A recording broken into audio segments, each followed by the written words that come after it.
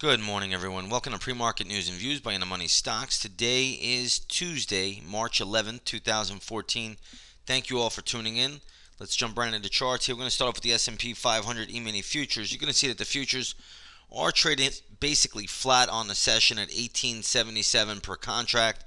So again, they are off the lows, though. Nonetheless, futures have come off the lows a little bit, but nonetheless, they are flat on the session so far. Right now, it is 8:40 a.m. So we'll see how this all shakes out and plays out.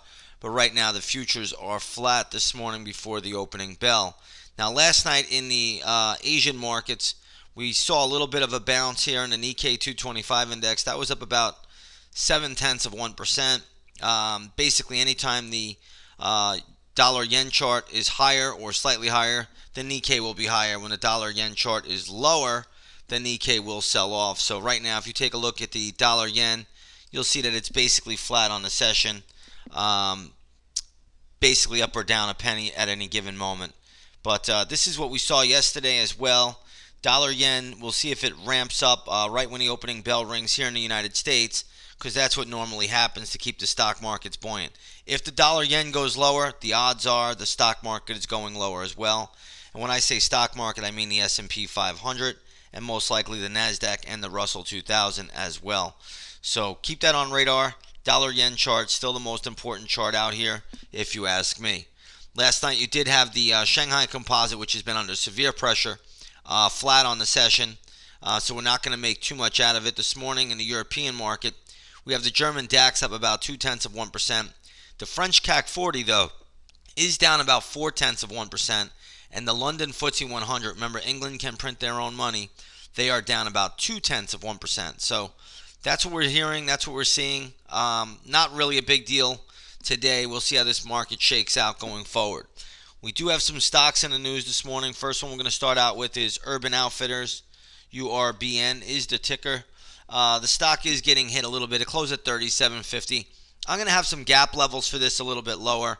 Really, the big level for this stock to break, though, at the moment is going to be around the $35 level. So traders going to watch that area pretty closely. If it breaks through 35, we'll have some gap levels here posted in the chat room for Urban Outfitters.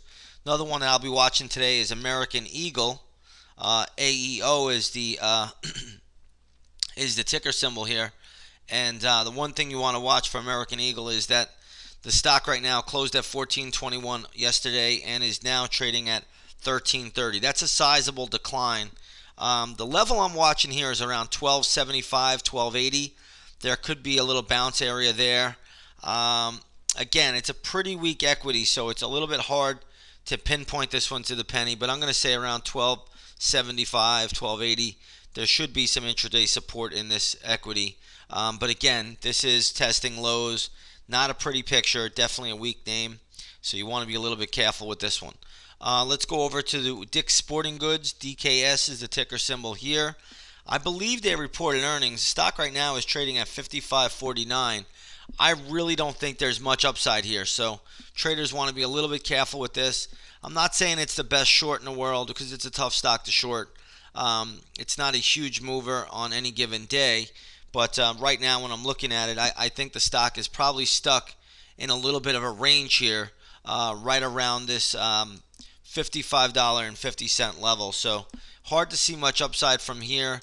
I think the company reported earnings, but again, I don't really see much upside on the chart, and that's really what's important. They could say whatever they want to say. Companies could report whatever they want to report. The bottom line is the charts tell us if there's a move out there that's going to be made. Another stock in the news today is DuPont. It looks like they came out and warned a little bit.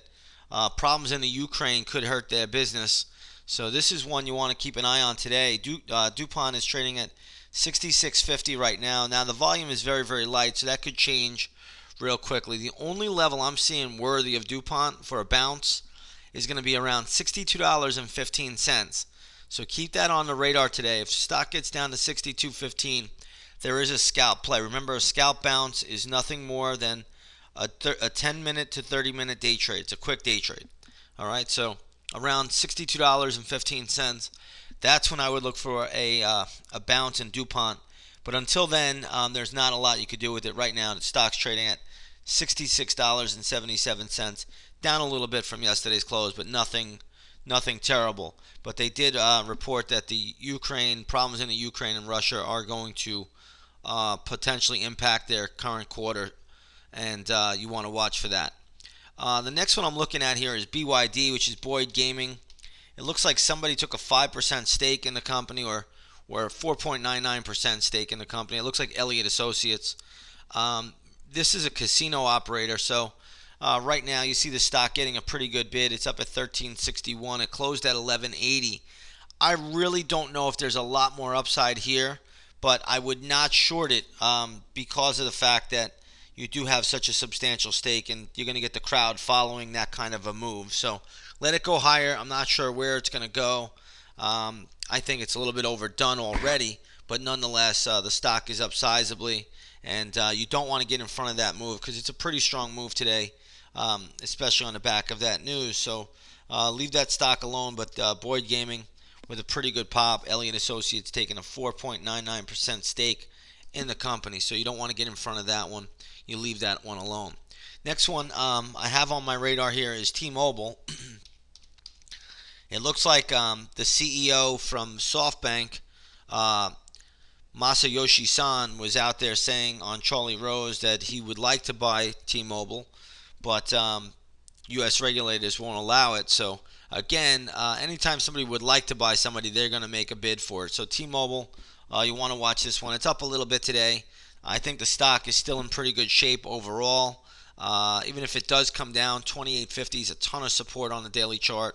But right now it is trading at around 31.50. So so far so good for the stock, and it has upside from here.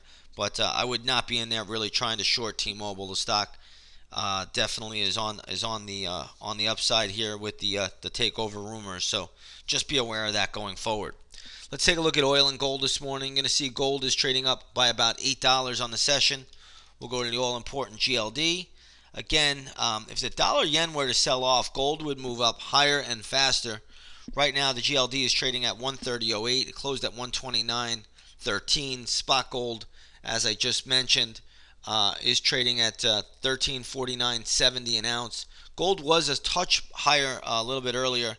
Has pulled back in a little bit, but nonetheless, still a pretty decent pop. It looks like the gold miners are also following suit a little bit. You see the gold miners catching a little bit of a bid as well. I mean, nothing tremendous, but they are higher on the session. Crude oil is basically flat right now. Light sweet crude in the U.S. is down about 10 cents to right to that 101 a barrel level.